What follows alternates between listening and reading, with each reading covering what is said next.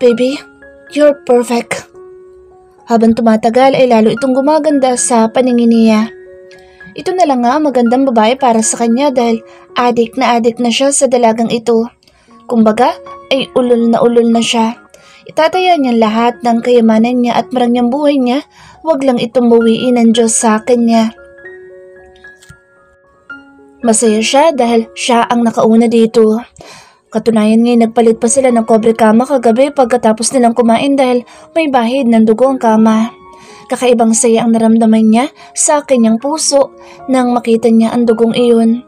Tatak iyon na siyang unang lalaking dumaan sa buhay nito. Kakaibang ligaya ang hatid noon sa kanya. Masaya siya dahil nagtiwala itong ibigay sa kanya ang pinakaiingatan nitong puri. Hindi niya sasayangin ang tiwala nito. Gising ka na, baby. I want to make love again. I love you, Eunice. Binubulungan niya pa ito nang may marinig siyang boses ng mga lalaking tinatawag ang pangalan ni Eunice. Napakunot ang noo niya. Eunice? Eunice? Insan? Napakunot tuloy lalo ang noo niya dahil mas lumalakas ang boses ng mga ito kaya naman dahan-dahan siyang napabangon sa kama. Nagsuot muna siya ng short lamang bago siya nagtungo sa may pintuan upang tingnan kung sino ang mga lalaki naghahanap sa babaeng mahal niya. Nakakunot pa rin ang noon niyang binuksan ng pinto at bumungad sa kanya ang tatlong lalaki. Isang may edad na lalaki at dalawang kasing edaran lamang niya at ang isa ay may bit-bit pa na cake. Stanley, Pogi? Hoy, nandun ka pala. Nakangiting sabi na isang lalaki sa kanya na hindi naman niya natatandaan kung sino ito. Napakunot naman agad ang noon ng matandang lalaki nang mapatingin sa kanyang katawan na nakahubad at tanging shorts lamang niya ang suot niya. Magulong-magulo pa naman ang buhok niya dahil panay ang sabunot ni Eunice sa kanya kagabi habang hinahalikan niya iyon. Namumula rin ang dibdib niya dahil pinaghahalikan ni Eunice ang leeg.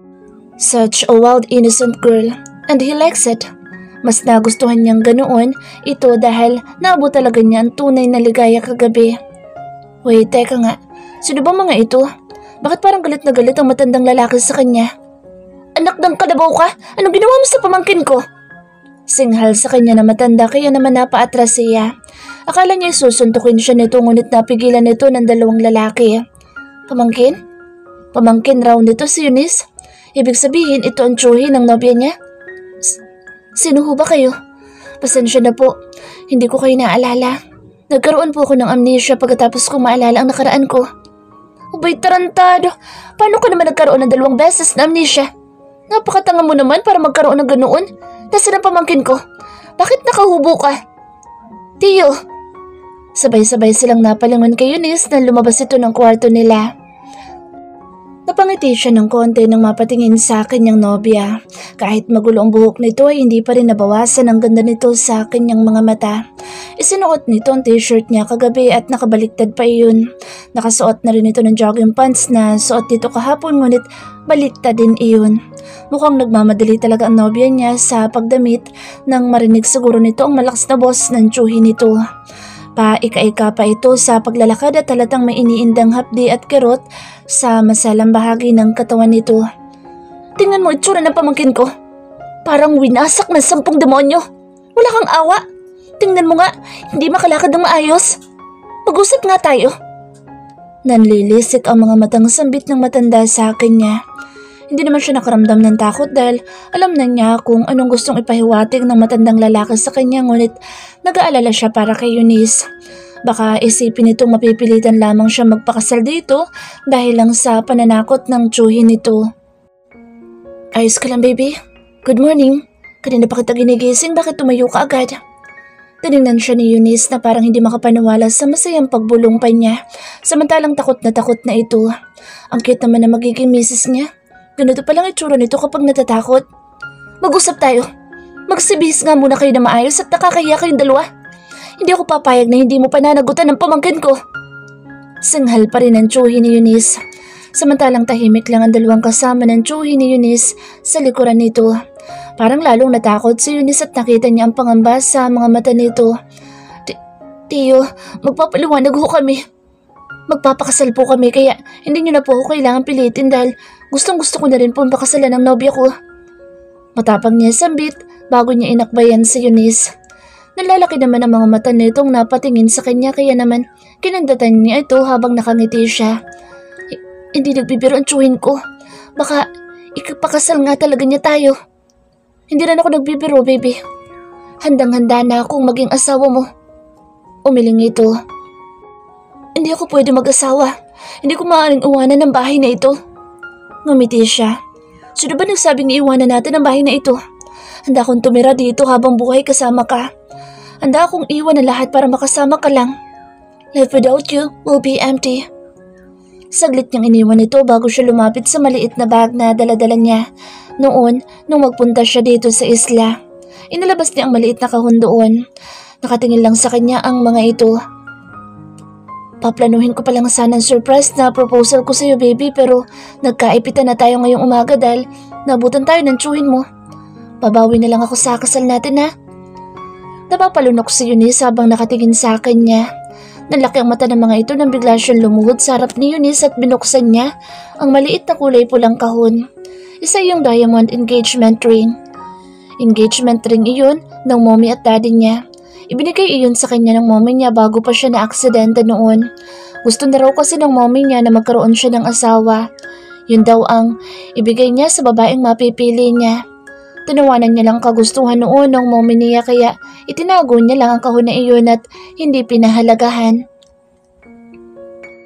Ngunit nang papunta na siya sa isla ay naalala niyang kunin ang kahon sa pinagtaguan niya noon.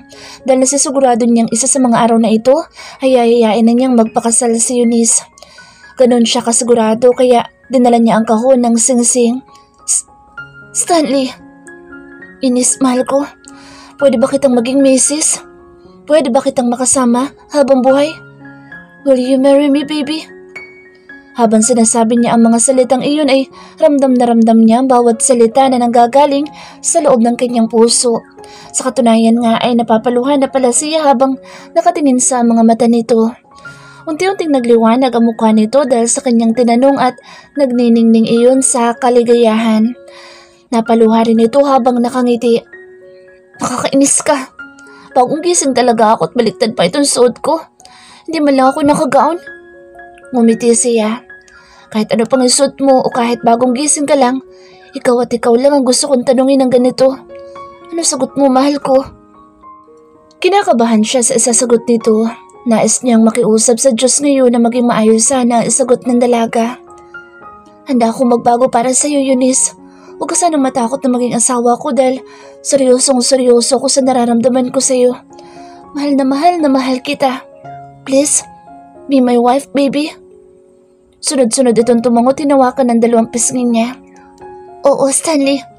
Oo, pakakasalan kita. Ikaw lang din ang gusto ko maging asawa. Buong pagmamahal na sambit nito na parang nag-alis ng malaking tinik sa kanyang dibdib dahil nakahinga siya ng maayos. Agad niya isinuot sa daliri nito ang kumikinang na diamanteng singsing. Oh God, akala ko hindi ka papayang mahal ko. I love you so much, Eunice. Tumayo siya para yakapin ang babaeng mahal niya. Hahalikan sana niya ito ngunit umiwas ito. Hindi pa ako nagtututbrush, baby. Mamaya na lang. Ako din naman eh. Tumawa silang dalawa bago nagyakapan ng mahigpit. Narinig niyang nagpalakpakan na ang tatlong tao na nanonood sa kanila. Napangiwi siya nang makitang nagiiyakan sa kasiyahan ang tsuhi ni Eunice at ang lalaki. Samantalang ang isang lalaki naman ay mukhang malungkot. Hindi mo ko binigo, Pogi. Mabuti naman pakakasalan mong pamangkin ko kahit hindi na kita pilitin. Napabilib mo ako, anak. Alagaan mo itong prinsesa namin, ha? Napakabait na bata ito. Napakaswerte mo at ikaw magiging asawa ng pamangkin ko. Hindi man siya nakapag-aral ay punong-puno naman ng magandang asal ang pamangkin kong iyan. Magiging mabuting ina siya ng mga magiging anak niyo. Masayang-masaya ako para sa inyo. Nagulat siya nang yumakap sa kanya ang tsuhi ni Eunice. Parang naiiyak na rin tuloy siya dahil ramdam na ramdam niya ang pagmamahal na matanda sa babaeng mahal niya. Parang tumatayo na ito bilang ama ni Eunice. Niyakap niya rin ang matandang lalaki. Makakaasa po kayo. Habang buhay kong mamahalin, aalagaan at poprotektahan si Eunice. Hinagod niya pa ang likod ng matandang lalaki. Mabait naman pala ito at hindi matapang. Nakiyakap si Eunice sa kanila. Bakit ba kayo nandito, Tiyo? Maya-maya tanong ni Eunice. Miguel, halika rito at sindihan mo ulit iyang kandila. Tinawag ng matandang lalaki ang isang lalaking may hawak ng cake. Napakunot agad ang noon niya. Miguel, hindi ba't yun ang first love ni Eunice? Happy birthday, Eunice. Nandito kami para bigyan ka ng cake ngayong birthday mo. Napapakunot lalo ang noon niya dahil lumapit pa ang lalaki sa akin na tatayuan nila. Agad niyang inakbayan si Eunice upang pasimpleng ilayo sa lalaki. Insan, masayang-masaya ako para sa'yo. Masayang-masaya ako para sa inyong dalawa ni Pogi. Akala nga namin ni tatay break na kayo kasi si Patrick ang kasama mo nung bumalik ka mula sa Maynila eh. Pero sinundan ka pala ni Pogi dito at natuloy ang pagmamahalan niyo. Masayang-masaya ako para sa inyo. Ako nga pala si Ivan. Pinsan ako ni Eunice at parang kapatid ko na siya. Ngumiti siya ng konti kay Ivan dahil hindi pa rin siya mapalagay na nandoon si Miguel. Bakit ito nandoon? Nais ba nitong pormahan pa ang misis niya? Kinakain ng selos ang puso niya nang maalala niyang sinasabi ni Eunice sa kanya na first love ito ng dalaga. No way, sa kanya lang si Eunice. Nainis siya dahil nandito pa ang Miguel na ito. Hindi naman pala gwapo. Mas gwapo pang ang pinsan ni Eunice. Ano naman kayo makita ni Eunice sa lalaking iyon? Huminga siya ng malalim bago siya humarap kay Eunice. Birthday mo pala, mahal ko. Guess what? Birthday ko din ngayon. Pareho palang birthday natin. Ibig sabihin, tayo talaga ang tinadhana. Medyo pinagdiinan niya ang salitang tinadhana at pasimple siyang tumingin ng masama kay Miguel. Birthday mo din? Birthday ko din. Ang galing naman, Stanley. Pareho pala tayo ng kaarawan. Napayakap sa kanya na mahigpit ang mahal niya. Niyakap niya rin ito ng mahigpit. Happy birthday, mahal kong misis. Happy birthday, mahal kong mister. Sapat na sinabi ni Eunice para mapawi ang selos sa kanyang puso. Mahal na niya talaga ito. Soulmate kayo, insan. Tinadhana kayo ng Diyos. Destiny. Kapwa sila matamis na napangiti sa sinabi ng pinsan ni Eunice. Kinantahan pa sila ng mga ito ng happy birthday song bago nila sabay na hinipan ang cake na hawak ni Miguel. I never thought my life would be happier. Sobrang pinasasaya mo ko, Eunice. I love you so much. Bulong ni Stanley habang yakap-yakap siya nito. Panay rin ang halik nito sa kanyang ulo. Mahal mo ba talaga ako, Stanley? Para no isang araw lang sabi mo ang pangit ko at ang daldal ko. Napapanguso niyang tanong sa binata. Look at me, baby. Pinatingala siya nito.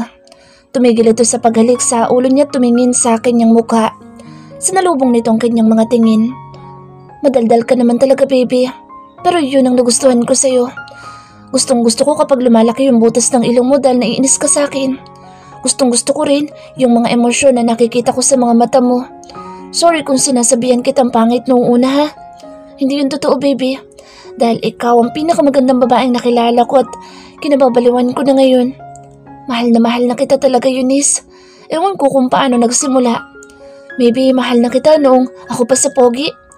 Kaya nung makilala kita bilang ako, may nararamdaman na akong kakaiba para sa'yo. Hindi kita type pero na-attract ako sa'yo. Ngumiti siya dahil sa haba ng sinabi nito. Isa lamang ang naunawaan niya. Mahal na siya nito. Napatingin tuloy siya sa kanyang daliri na may suot na diamanteng singsing. Pakakasalan mo ba talaga ako, Stanley? Sure ka na ba? Wala na bang bawian yan? Baka nabibigla ka lang. Pakakasalan kita kahit paulit-ulit pa. Kahit araw-araw pa kitang pakasalan eh. Napangiti siya sa sinabi ni Stanley. Hindi ko akalain na yung lalaki nakita ko sa dalampasigan. Yun pala magiging unang nobyo ko. Yun din pala unang makakatikim ng pechay ko at yun din pala magiging asawa ko. Napabungis-ngis pa siya at ito naman ay natawa sa kanyang sinabi. Hindi ko rin nakalain na yung babae madaldal at palagi nakasamangot sa akin. Yun palang babaeng kababaliwan ko ng ganito. Yun palang babae magiging asawa ko at magiging mommy na isang dosena ng anak ko. Hoy, ano isang dosena? Aba, anong akala mo sa akin? Palahi ang nagbaboy? Ang lakas ng tawa ni Stanley dahil lumaki na naman ang butas ng kanyang ilong. Nabigla kasi siya sa dami ng gusto nitong maging anak. Ano to, hilo? Just kidding, baby. Kung ilan lang ang kaya mo. Mahal na mahal kita. Ayoko kitang pahirapan sa panganganak. Hinalikan na Stanley ang kanyang noo at muli siyang niyakap ng binata. 2 o 3 lang, pwede na yun. Basta magkaroon lang tayo ng isang buong pamilya. Masaya na ako. Nanagkit ang mga mata ni Stanley at pasimpleng kinurot ang pisngi niya. Inilapit nito ang gwapong mukha nito sa kanyang mukha kaya halos maduling siya sa sobrang lapit ng mukha nito sa kanya. Of course we will. Bubuo talaga tayo ng pamilya, baby. Dahil hindi na tayo maghihiwalay. Bawal nang makipaghiwalay ha? Napangiti siya sa sinabi ni Stanley. Sus, baka ikaw nga makipaghiwalay sa akin. Baka isang araw, mag-asawa ka na sa akin. Kumunot ang noo nito at hinapit ng gusto ang kanyang katawan palapit sa katawan nito. That will never gonna happen, baby. Huwag mo sabihin yan. Nalulungkot ako agad. Ayoko maghiwalay tayo. Walang maghihiwalay ha? Walang divorce sa Pilipinas kaya hindi ka na makakawala sa akin, baby. Eh ikaw, paano kung gusto mo nang humiwalay sa akin? Naputol ang kanyang pagsasalita nang bigla nitong halikan ng kanyang labi. Hindi mangyayari yan. Gusto kong tumanda at mabuhay ng ganito kasaya katulad ng mga sandaling ito. Sambit ni Stanley pagkatapos nitong pakawalan ng kanyang labi. Ang sweet naman ng future husband ko. Salamat, mahal ko. Opo, walang maghihiwalay dahil hindi tayo maghihiwalay. Hinawakan ni Stanley ang kanyang kamay at pinagsalikop nito mga kamay nila. Tanitigan nito ang kanyang mga mata na punong-puno ng emosyon.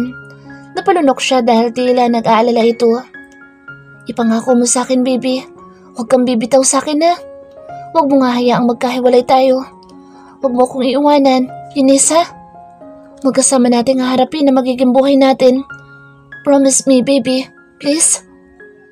Dinig na dinig niya ang malakas na pagtibok ng kanyang puso. Umaasam ang mga tingin ni Stanley sa kanya, sa kanyang ipapangako. Oo naman. Hindi kita iiwanan, Stanley. Mahal na mahal kita eh. Kinantalan niya ng halik ang labi ni Stanley ngunit parang malungkot pa rin ito. Smile ka na, baby. Huwag mo na isipin yun. Hindi kita iiwanan, Stanley. Promise? Iniisip ko palang parang ikamamatay ko na. Ganito palang magmahal? Natatakot ako mawala ka sa akin. Ayoko mangyari iyon, baby, kaya ipangako mo sa akin. Hindi mo ko iiwanan, ha? Namumula na ang mga mata ni Stanley habang sinasabi iyon. Tila nagiging emosyonal na ang binata. She smiled because he touched her heart.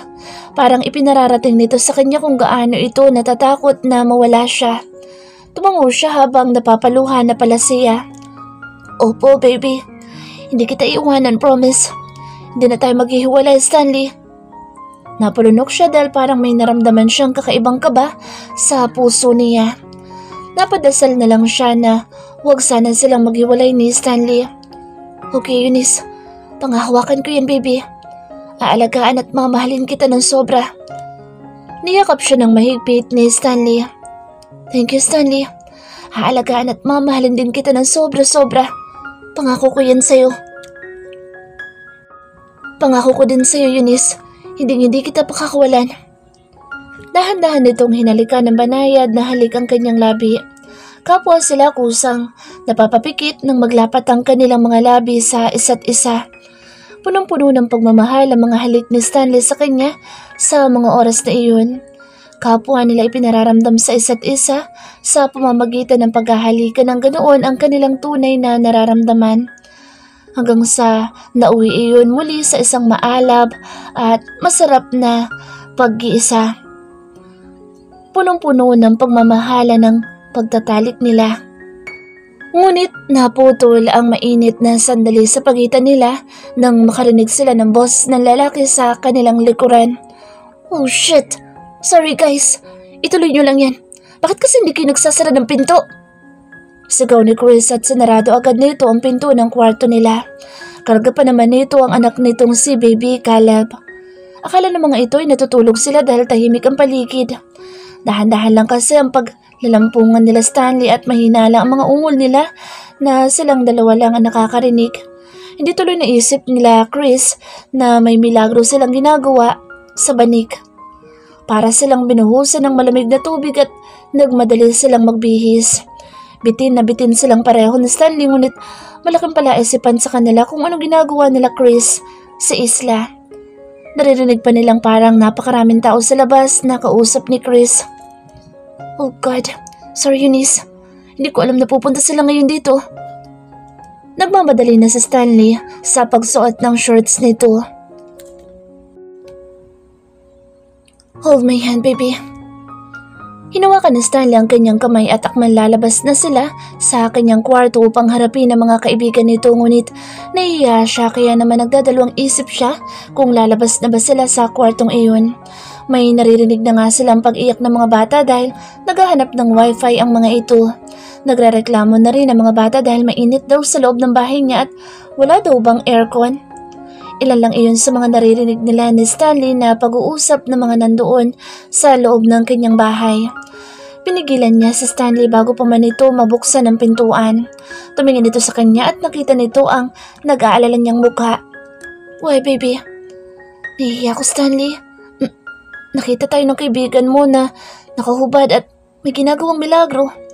Parang wala na akong mukhang ihaharap sa kanila. Hinaplas lang ni Stanley ang kanyang pisngi. Believe me, baby. Bali wala lang kay Chris ang nakita niya. Likod mo lang naman na nakita niya, baby. Nakatakip naman ang ibang parte ng mga katawan natin ng kumot kaya paniguradong wala siyang nakita. Napapalunok pa din siya dahil nahihiya talaga siyang humarap sa mga ito. Nagbihis na rin silang dalawa ni Stanley ng kanilang mga damit. Pareho nga silang bitin. Ngunit wala naman silang magagawa dahil may mga bisita sila. Inayos pa ni Stanley ang buhok niya bago siya nito binigyan ng isang dampi ng halik sa kanyang labi. Relax ka lang, baby. Huwag mo na isipin ang naabutan ni Chris sa atin. Sa susunod, maglalak na tayo ng pintuan. Pareho silang napangiti bago binuksan ni Stanley ang pinto ng kwarto at magkahawak kamay silang lumabas ng room. Happy birthday, Master Stanley! Chris, na nakangisi at kumindat na naman ito sa kanya kaya namula ang kanyang pisngi. Hiyang-hiya siya kay Chris. Napakagwapo rin ito. Happy birthday, Doc Stanley. Ani Ace. Happy na birthday pa. Bati ni Lance. Happy ka, alam ko. Happy birthday, bro. Nakangisim bati na Ricky. Kanya-kanyang bati ang mga kaibigan ni Stanley sa kanya na pawang mga nakangiti at nakangisi pa. Nakipagbungguan pa ng mga kamay at balikat ang mga ito kay Stanley habang binabati ng mga ito ang nobyo niya sa kaarawan nito. Happy birthday, Doc. Mukhang naistorbo namin kayo. Pasensya ka na. Nakangiting bati ng asawa ni Lance na si Diane. Ang ganda-ganda nito. Bumati din ang mga anak nitong si Leonard at Limar na sobrang mga gwapong bata. Lumapit din ang asawa ni Chris kay Stanley para bumati. Happy birthday, Stanley. Mukha itong Diyosa sa kagandahan nito. Nakakatulala dahil parang kamukha nito si Marimar, yung pinapanood niya noon sa bahay ng tsuhin niya noong bata pa siya. Paborito kasi ng mama niya ang palabas na iyon, kaya kilala niya si Marimar. Tumatawid talaga sila ng kanyang magulang sa kabilang isla noon para makinood lamang noon sa bahay ng tsuhin niya. Napalunok tuloy si Eunice dahil malayong-malayo ang mga kagandahan taglay ng mga asawa ng mga kaibigan ni Stanley sa kanyang itsura. Alam niyang maganda rin naman siya kahit simple lang siya, ngunit wag lang talaga siya makikitabi sa mga Diyosang ito dahil mapapanis ang kakaunting kagandahan na ipinagkaloob ng Diyos sa kanya. Napayuko tuloy siya. Bigla siyang nahiya sa simpleng suot niya. Hindi ba nahiya si Stanley na ipakilala siya sa mga kaibigan nito? Samantalang nagagandahan ng mga asawa ng mga ito. Nagpasalamat naman si Stanley sa bawat bumabati dito. Panay thank you lang ang sagot nito at hindi pa rin binibitawan ng kanyang kamay. Loverboy, hindi mo na yata ako nakikilala. Sabay silang napatingin sa babaeng kalalabas lamang ng banyo. Nakasuot ito ng two-piece swimsuit na kulay pula na pinatungan nito ng telang manipis. Wow, ang ganda! Pagpuri ni Eunice sa babaeng iyon. Napakaganda rin ito katulad ni Diane at Ella. Kaninong asawa naman kaya ito? Sa pagkakaalam niya wala pang asawa si Ricky. At may ibang babae rin itong katabi. Samantalang katabi naman ni Doc Ace ang asawa nito. Kaya sino kaya magandang babaeng ito na lumapit sa kanilang dalawa ni Stanley? Pauline, nakangiting sambit ni Stanley nang makalapit ito sa kanila. I'm glad you still remember me. Akala ko meron ka pa rin amnesia eh. Happy birthday, lover boy. I miss you so much. Natigilan si Eunice nang bigla itong yumakap kay Stanley. Ewan ba niya kung bakit nakaramdam siya ng pagkaasiwa nang yakapin nito ang nobyo niya. Naamoy niya pa nga mabangong perfume nito. Bakit kayo nakakaramdam siya ng panibugho nang ito ang yumakap kay Stanley? Samantalang sa mga asawa ng kaibigan ni Stanley ay hindi naman ganoon ang nararamdaman niya. Kailan ka pa umuwi? I'm so happy to see you again. Nakangiting sabi ni Stanley bago ito kumalas sa babaeng tinawag nitong Pauline ang pangalan. Muling napalunok si Eunice dahil nakita niyang nagningning ang mga mata ni Stanley habang nakatingin ito sa magandang babae. Kahapon pa nga eh. Ikaw agad ang hinanap ko. Actually, last week pa sana ang balik ko nung malaman kong buhay ka pa rin. Sobrang broken hearted ako nang malaman kong nalunod ka daw. Kaso hindi naman ako makauwi agad ng Pilipinas. That time. Tahimik lang si Eunice habang nakatingin sa dalawa. Parang nakakaramdam siya ng selos at konting kirot sa kanyang puso habang nakatingin siya sa masayang mukha ni Stanley. Mukhang masaya itong makita ang babaeng iyon. Sino ba yun? Pinsan ba nito ang babae? Really? Anyway, buti sumama ka sa kanila. I'm so glad to see you. Nga pala, this is Eunice, my lovely future wife. Napawi agad ang kirot sa puso ni Eunice nang akbayan siya ni Stanley at ipakilala sa babaeng iyon. Napanganga naman ang babae at halatang natigilan. Hindi agad ito nakapagsalita. Samantalang tuwang-tuwa naman ang mga kaibigan ni Stanley nang mapatingin ang mga ito sa kanyang daliri na may singsing. For real, Stanley? Wow bro, ang bilis mo.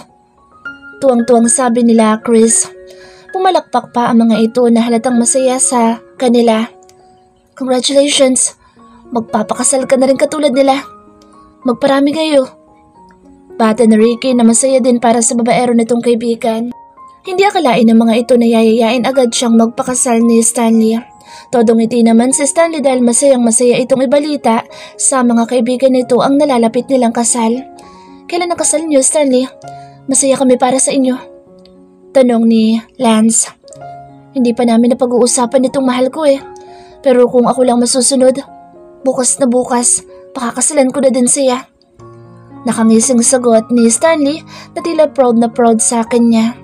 Lalo tuloy na mula ang kanyang mga pisngi dahil siya at kilig na kanyang nararamdaman. Napayakap na lang siya sa kanyang nobyo na nakaakbay sa kanya. Hindi niya tuloy napansin ang pagtaas na isang kilay ni Pauline at pinagmasdan siya mula sa kanyang paa na wala man lang nail polish ang mga kuko niya.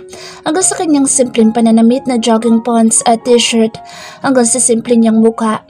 Iniisip ni Pauline kung ano kayang nakita ni Stanley sa kanya at ano kayang minahal nito sa kanya. Wow, mahal daw oh. I can still remember. Sabi mo noon hindi ka magmamahal. What happened, Stanley? Tinamaan ka na rin ba ni Cupido?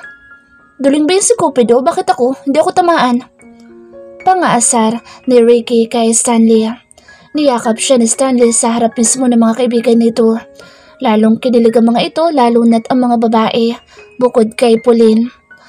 Hinalikan pa kasi ni Stanley ang tuktok ng ulo niya habang napapangiti ito dahil kinikilig din. Totoo pala si Cupido, Ricky. Ang sarap ma-in love. Nakangiting sabi ni Stanley na lalo pang nagpaingay sa paligid. Ramdam ng mga ito ang pagmamahal sa kanya ni Stanley sa mga oras na iyon. Kilig na kilig tuloy ang puso niya. Congrats sa inyo, Stanley and Eunice. Right? Ako nga palang best friend ng future husband mo. I'm Pauline. Napatingin siya kay Pauline na muntik na niyang nakalimutan na nandoon dahil masyado siyang pinakilig ni Stanley. Nakangiti ito ng matamis sa kanya ngunit pakiramdam niya ay hindi totoo ang ngiti nito. Nagulat pa siya na makipagbeso-beso ito sa kanyang pisngi. Ngumiti lang siya ng tipid. Nice to meet you, Eunice. Kinagagalak din kitang makilala. Naiyang sagot niya kay Pauline. Guys, batiin niyo rin ng happy birthday ang mahal ko. Pareho kami ng birthday. It's also her birthday today. Oh really? Soulmate talaga kayo, Stanley. Happy birthday, Eunice! Happy birthday, Eunice! Mga pagbati sa kanya ng mga ito. Ang babait din nila Diana at Ella dahil magaan ang loob ni Eunice sa mga babaeng ito. Pati na rin sa asawa ni Doc Ace at Chicks na Ricky ay magaan din ang loob niya. Bukod tangi lang talagang mabigat ang loob niya kay Pauline. Come on guys, doon na tayo sa yacht mag-party. Nagrereklamo na ang mga anak ko, gutom na. Pagyaya ni Lan sa kanila. May hinanda kaming party para sa'yo, Stanley. Let's go. Isabay na natin ang birthday ni Eunice. Nauna na magsilabas ang mga kaibigan ni Stanley na may mga anak na kasama. Naiiya siya dahil pawis na pawis sa mga ito sa loob ng kanyang maliit na bahay. Wala kasi siyang kuryente sa bahay niya kaya walang electric fan sa loob. Sumunod na ring lumabas ang iba pa. Napapataas pa ang kilay ni Pauline dahil wala itong magawa kundi ang sumunod na lang muna sa mga kaibigan ni Stanley patungo sa yacht dahil hindi naman na ito pinansin ni Stanley. Dahil nakatuon lamang ang atensyon ni Stanley sa kanya. Muli siyang niyakap ni Stanley kaya napatingala siya sa gwapong mukha nito. Okay ka lang ba, baby ko? Malambing na tanong ni Stanley sa kanya habang yakap siya nito. Tumango siya at ngumiti. Okay lang ako. Kaso nahihiya ako makipag-party sa kanila. Dahil ganito lang ang suot ko. Ano namang masama sa suot mo? Ang ganda-ganda mo kahit anong isuot mo, mahal ko. Tayo-tayo lang naman ang barkada ko. Mababait yung mga yan. Napabuntong hininga siya at malungkot na ngumiti. What's that for, baby? Anong problema? Bakit malungkot ang baby ko? Napansin agad ni Stanley ang pagtatampo sa kanyang muka at ang malalim niyang pagbuntong hininga. Ang gaganda kasi nila. Nahihiya ako. Ako ang pinakapangit sa mga babae. Pinutol agad ni Stanley ang kanyang mga sinasabi dahil hindi nito nagugustuhan ng mga sinasabi niya. Hey, don't say that. Mas nasasaktan ako kapag ginaganyan mo ang sarili mo. Alam mo bang, mahal na mahal ko yung babaeng sinasabihan mo ng pinakapangit? Ha? Hinapit ni Stanley ang kanyang bewang at pinagdikit pa nito ang kanilang mga noo. Sus, Kinoo. Ikaw nga nagsabi nun sa akin na pangit ako. Noon yun, baby. Bulag pa ako noon kung gaano ka kaganda. Ikaw lang maganda sa paningin ko ngayon. Mahal ko. Ikaw ang pinakamaganda sa lahat. Smile ka na po, please. Nalulungkot ako niyan kapag sad ang mahal ko. Napahinga siya ng malalim. Hindi pa rin kasi mabawasan ang insecurities niya. Ang gaganda naman kasi ng mga babaeng makakahalubilo nila. Nahiya talaga siya. Lalo na kay Pauline. Best friend mo ba yung Pauline? Hindi nito sinagot ang tanong niya. Bagkus ay ngumisi ito. Parang alam ko na kung bakit malungkot ang baby ko. Nagsaselos ka ba kay Pauline, baby?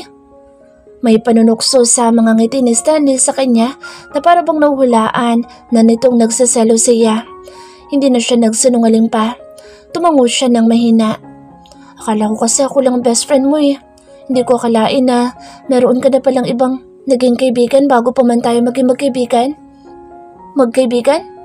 No way, baby. Ayoko maging kaibigan ka lang, no? Dahil mahal na mahal kita. Nagsaselos ka pala sa kanya? Lalayuan ko po siya para sa'yo. Smell ka na, baby. Miss ko na smell mo eh. Hinahalik-halikan ni Stanley ang kanyang labi na parang sinusuyo-suyo siya. Di mo naman kailangan layuan siya. Huwag ka lang magpapayakap ulit dahil nagsaselos ako. Ngumiti si Stanley sa kanyang sinabit kinurot nito ang dalawang pisngi niya. Ang cute mo naman magselos. Lalo ko na in love sa'yo eh. Oh, sorry baby. Kinikilig ako. Kinikilig na sambit nito bago siya hinalikan sa kanyang labi ng buong pagmamahal. I love you, Stanley.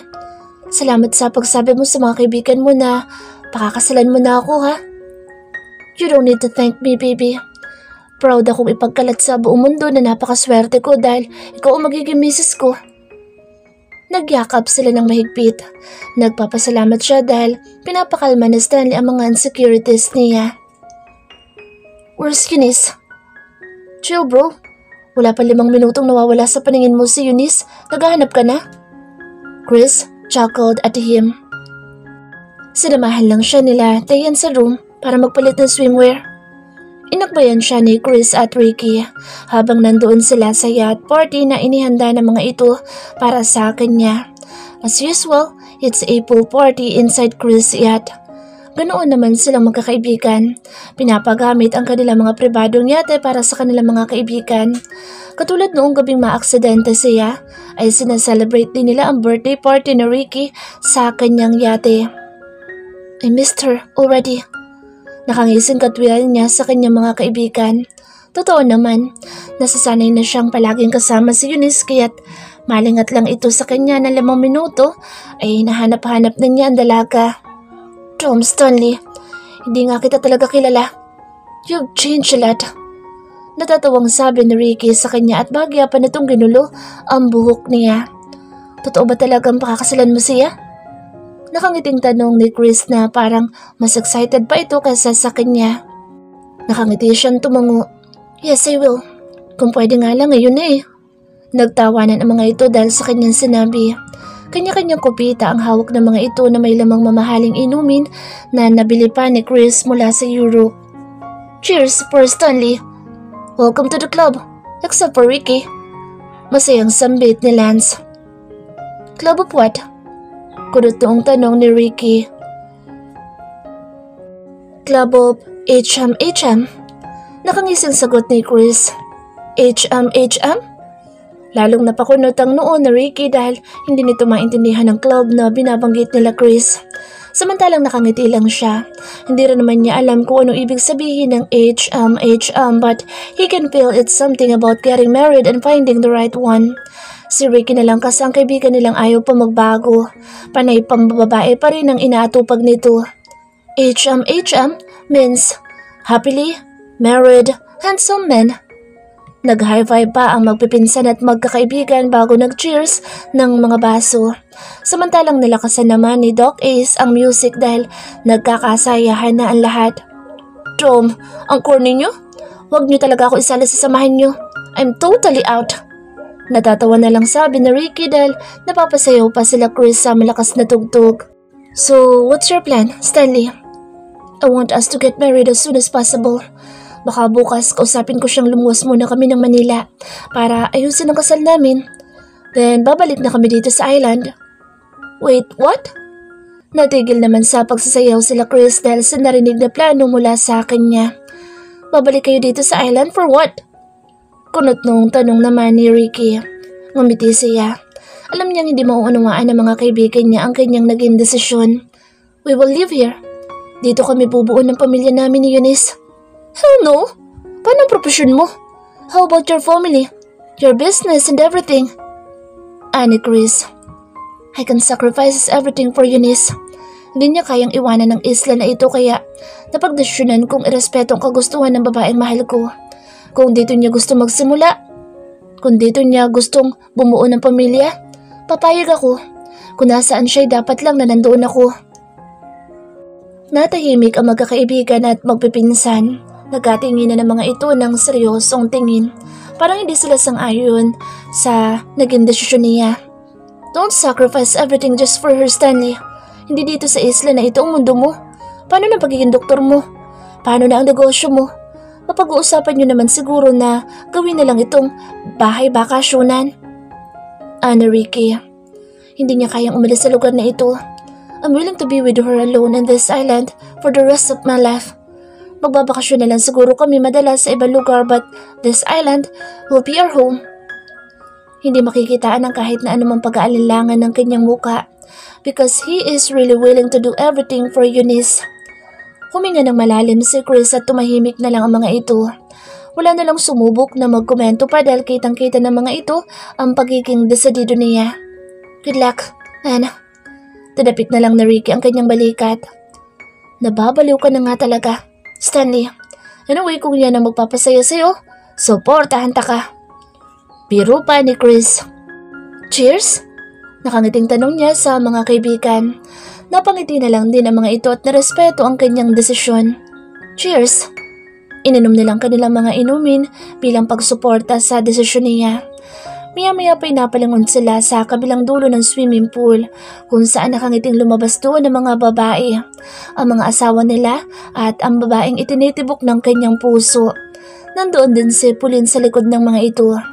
Napalunok siya dahil tila inayusan pa ng mga asawa nila Chris, si Eunice. Nakakulot ang buhok nitong maiksi at mayroong konting make-up. Lalong lumutang ang tunay nitong kagandahan dahil sa simpleng pang-makeover nila Diane sa kanyang nobya. Habang nakatingin siya sa mga ito ay tanging kay Eunice lamang siya nakatingin. Napakaganda ng hubog ng katawan nito habang naglalakad itong palapit sa kanila. Stanley, maganda pala siya eh. Nakangisang sambit ni Ricky sa gilid niya. Close your eyes. Dump us. Sita niya kay Ricky dahil tila si Eunice ang tinititigan nito. Nakasuot lamang ng two-piece yellow swimsuit ang kanyang girlfriend. Pinahiram ito ni Diane kaya naman kitang-kita na rin ngayon ng mga kaibigan niya kung gaanong kaganda ang hubog ng katawan ni Eunice. That's my baby. Napapakagat labis ang bit naman ni Chris sa gilid niya habang nakatingin ito sa asawa nito. Samantalang sinalubong naman ni Lance ng mapusok na halik ang asawa nito. Ew, gross. Sabay namang reklamo ng mga anak ni Lance na si Baby Leonard at Baby Limor dahil nasa likod lamang ito ni Diane. Nakangiting lumapit naman sa kanya si Eunice dahil napatulala lang siya sa kagandahan nito. Eunice, Stanley, giniginawa ko. Ganito kasi pinasuot sa akin nila Diane at Ella eh. Bagay ba? Nakakahiya nga. Hinapit niya ang bewang ni Eunice bago niya ito hinalikan sa mga labi nito. Kung pwede nga lang ay iyainin niya ito sa kanilang kwarto upang masolo na niya ito. Naramdaman niyang gumanti agad sa kanyang halik si Eunice at ikinawit pa nito ang mga braso sa kanyang leeg upang maghalikan sila. Mapapaungol na sana siya na may biglang humawak sa noon nilang dalawa ni Eunice. Dude, get a room. May mga bata oh. Pero mamaya na yan, kumain na muna tayo. Pilit silang pinaghiwalay ni Chris kaya nagtawanan silang lahat. Pulang-pula naman ang mga pisngi ni Eunice dahil sa hiya. Wala silang nagawa ni Eunice kundi itigil ang mapusok na paghahalikan. Sila Lance din naman ah. They just kissed. Pero kayo ni Eunice, parang gagawa na kayo ng anak nyo sa paraan ng paghahalikan nyo eh. Lalo tuloy lumakas ang panunukso ng mga ito, samantalang hindi naman maipinta mukha ni Pauline sa bandang gilid dahil hindi nito nagugustuhan na nakikitang pagbabago niya. Inakbayan niya si Eunice at binulungan. Ang ganda mo baby, pero ayokong ganyan ang suot mo dahil panay lalaki kami dito. Hinubad niya ang t-shirt niya at pinasuot iyon kay Eunice. Ang corny mo naman Stanley, bagay nga kay Eunice ang swimsuit eh. Reklamo ni Diane nang makita nitong sinusuotan niya si Eunice ng kanyang damit dahil ito pala nag-effort at nagpahiram ng swimsuit na iyon sa girlfriend niya. For my eyes only. Sambit niya bago tuloy ang naisuot kay Eunice ang kanyang t-shirt. Inulan tuloy sila ng tukso lalo na nang yakapin niya si Eunice. Napangiti naman si Eunice at halatang kinikilig ito sa ipinapakita niyang paglalambing. Hindi siya malambing noon sa mga babae. Ngayon lang, naninibago din siya sa sarili niya ngunit hindi niya mapigilan ang sariling maging malambing sa dalaga. Lalong umasa mamukha ni Pauline sa gilid at halos kumulo na ang dugo nito sa inggit at salos na nararamdaman. Loverboy, nagbago ka na talaga ha? Paano naman ako? Don't tell me hindi mo na ako bibigyan ng isang wild sex? Napalingon siya kay Pauline nang kumapit ito sa isang braso niya. Napakunot agad ang noon niya sa sinabi nito. What are you trying to... Nalaki ang kanyang mata nang bigla siyang halikan ni Pauline. Itinulak niya agad ito.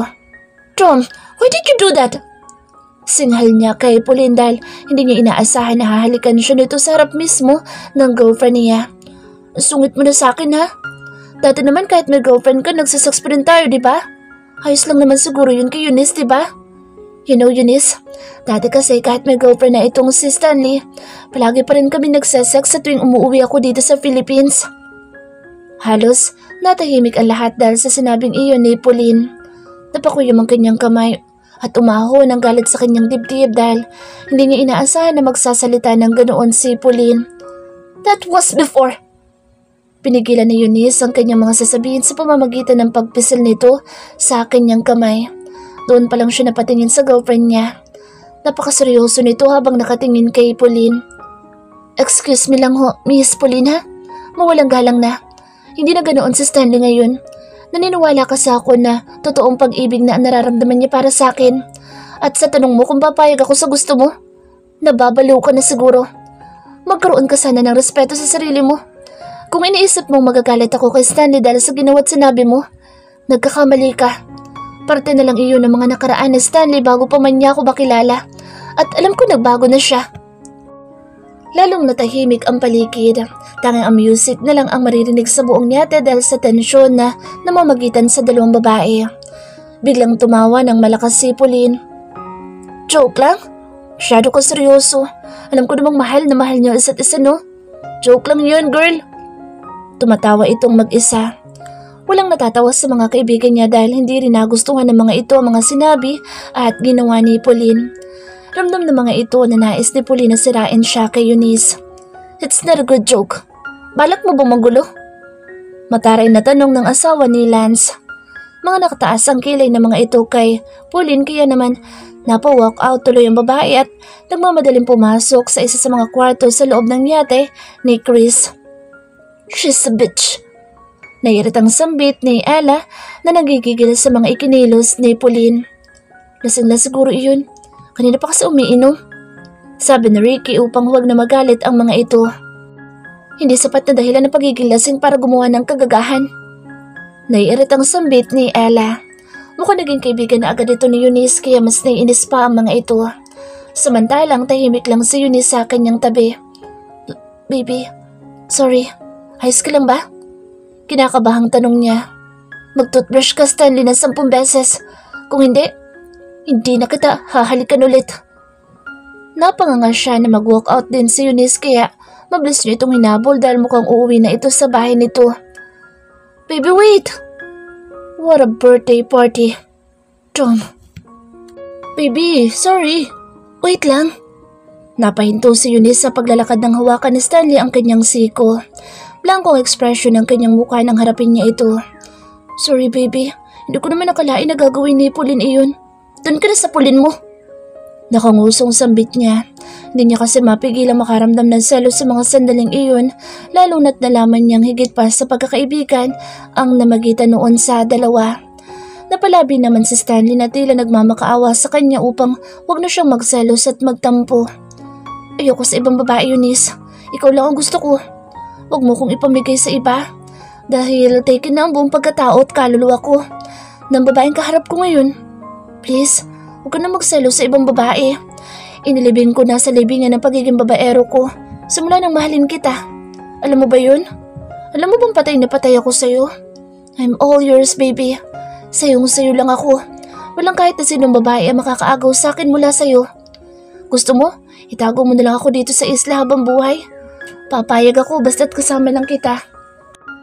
Pinigilan niyang mapangiti dahil napaka-corny talaga nitong lalaking ito kahit kailan.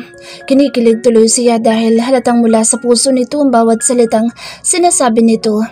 May pahaplos-haplos pa ito sa kanyang pisngi habang nakatingin ng buong pagmamahal sa kanyang mga mata. Ang corny mo talaga? Iihi lang naman ako dun, no?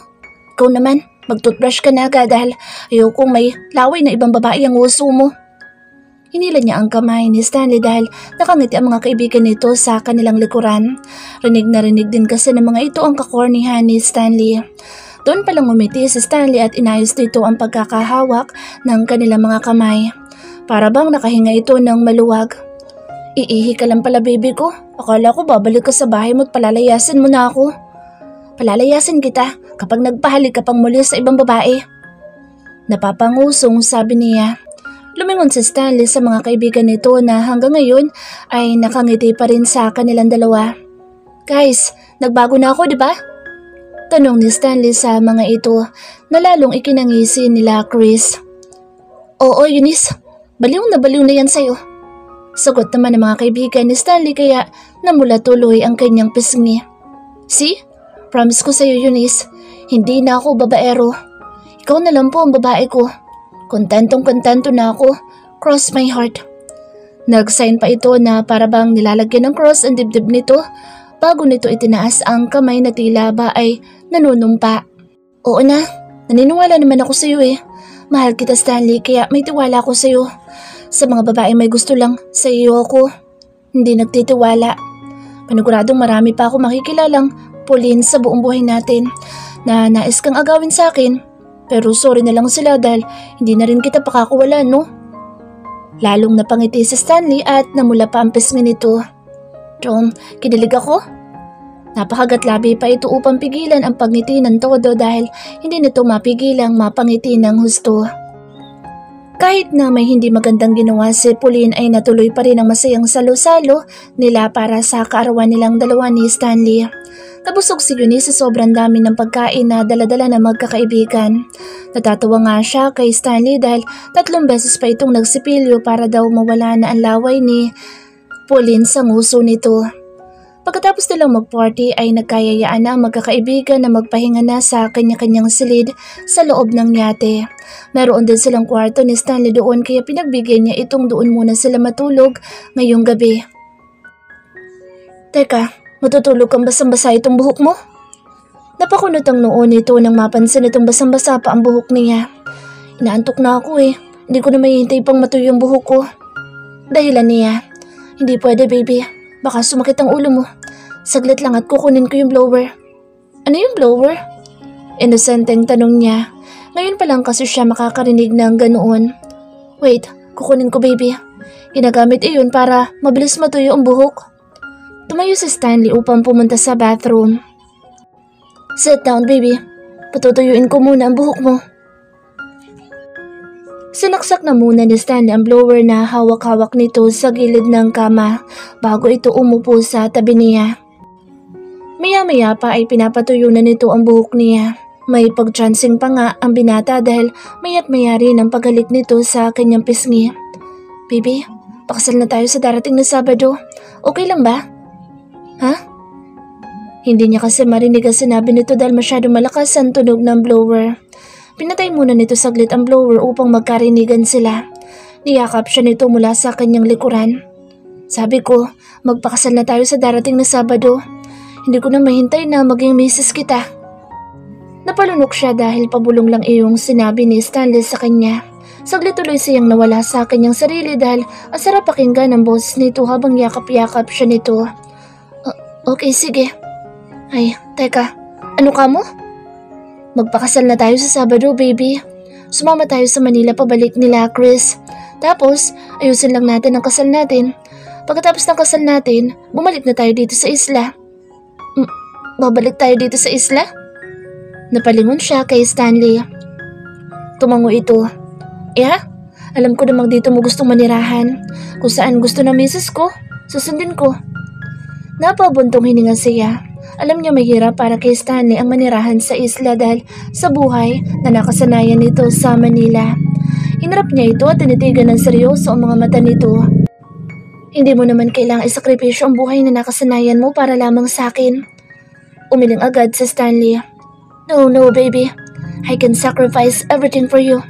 Kung dito mo gusto manirahan habang buhay sa isla na ito, okay lang sa akin.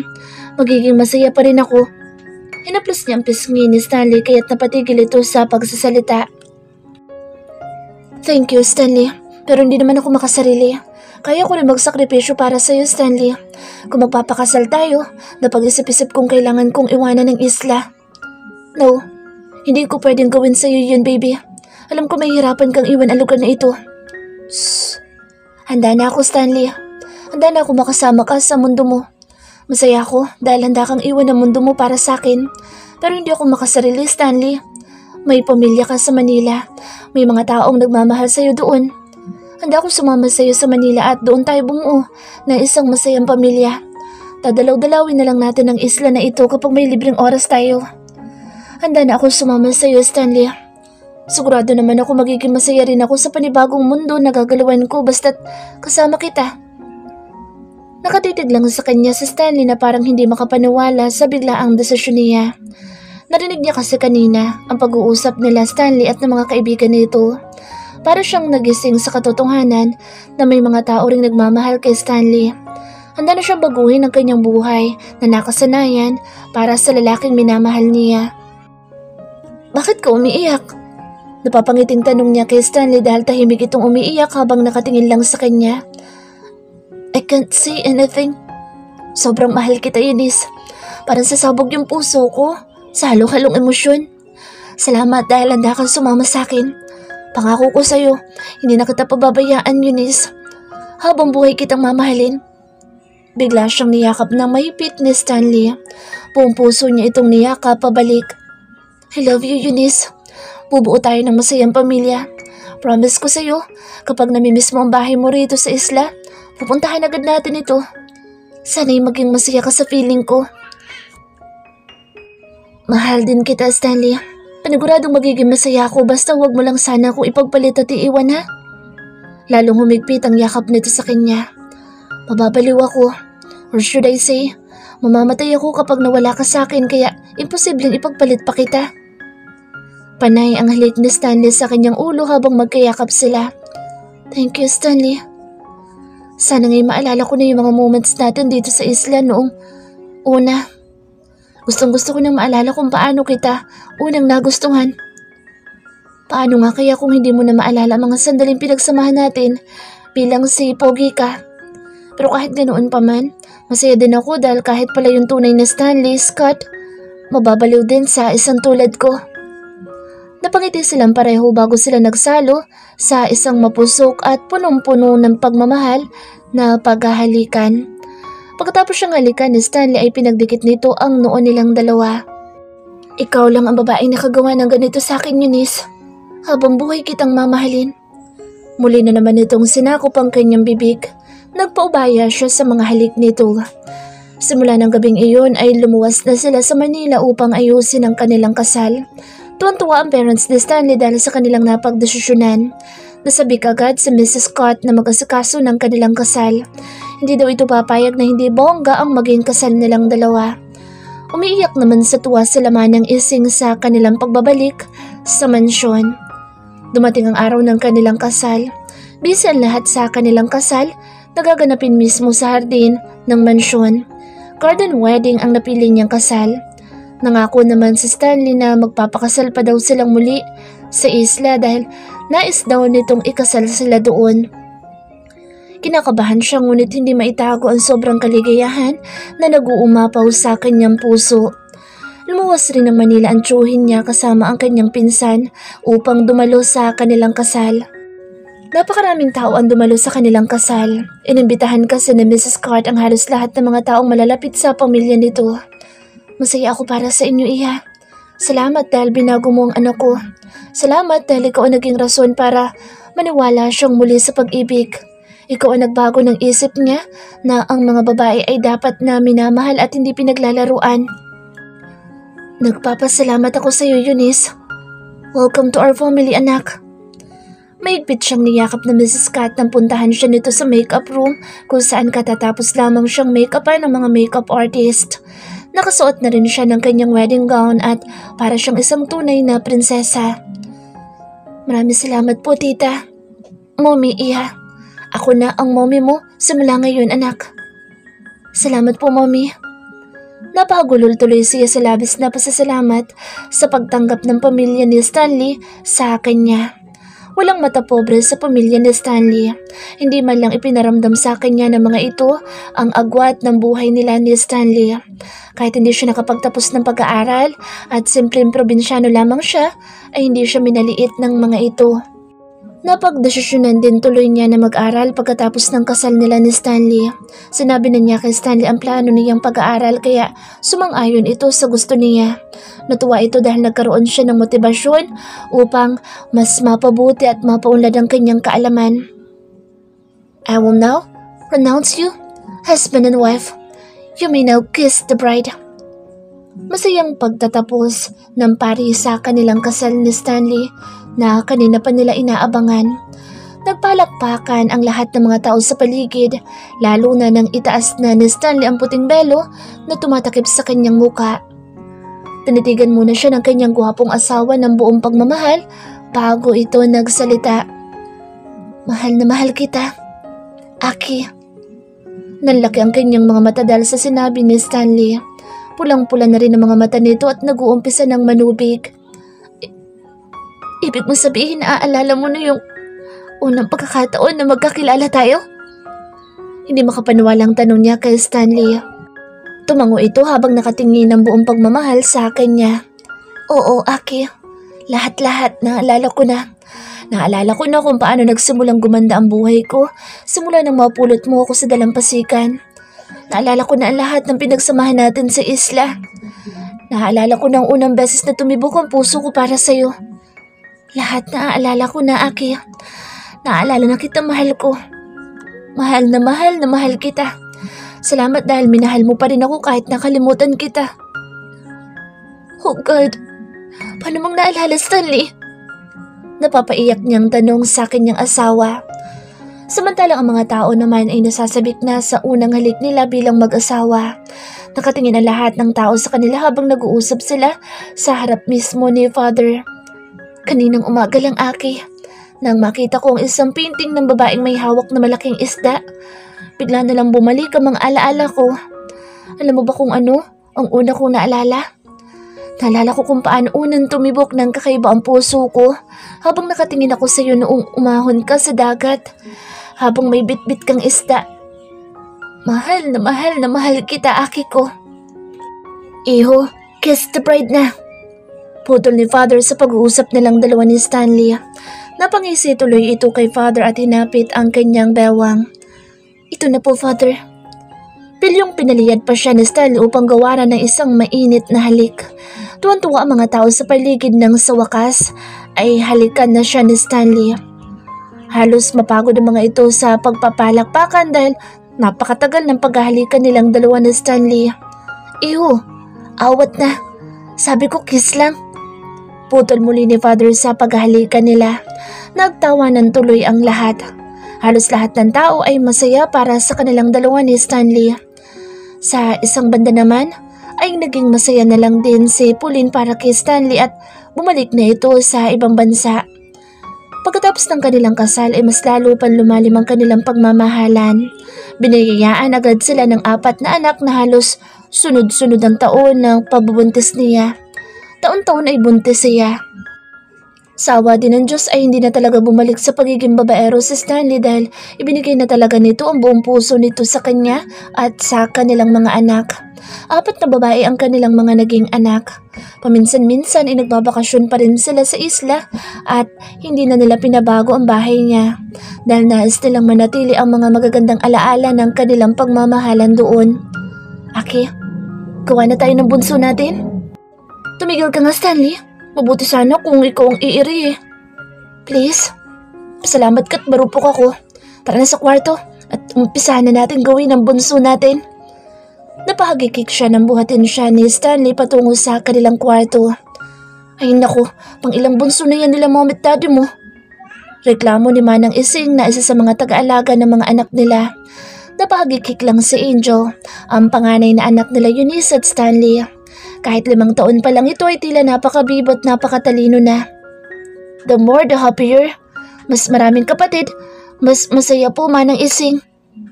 Nakangising sabi ni Angel habang sabay-sabay na nag-iyakan ng 3 kapatid nito. Ay, sus Mariosep!